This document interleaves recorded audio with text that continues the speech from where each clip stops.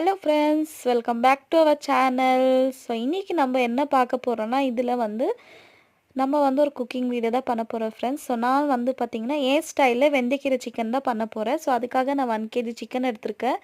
அதுக்கப்புறம் onion, tomatoes, அப்புறமா பச்சை மிளகா, அப்புறம் மிளகாத்தூள், மஞ்சத்தூள், அப்புறமா மல்லித்தூள் இதெல்லாமே எடுத்துக்கினேன். சிக்கன் மசாலா ஃபஸ்ட்டு கடாயில் ஆயில் போட்டுட்டு அதுக்கப்புறமா ஆனியன்ஸ் ஃப்ரை ஆனதுமே நம்ம வெந்தயக்கீரை, பச்சை மிளகா, அப்புறம் இஞ்சி பூண்டெல்லாம் போட்டு நல்லா வதக்கி எடுத்துக்கணும் ஃப்ரெண்ட்ஸ். அது வதக்கிட்டு அந்த கீரையில் தண்ணியெல்லாம் இருந்ததுக்கப்புறமா சிக்கன் போட்டணும். இங்கே வந்து நான் இஞ்சி பூண்டு மறந்துட்டேன், அதனால் இப்போ ஆட் பண்ணிக்கிறேன். பட் நீங்கள் ஆனியன் போட்டதுமே ஆட் பண்ணிக்கோங்க.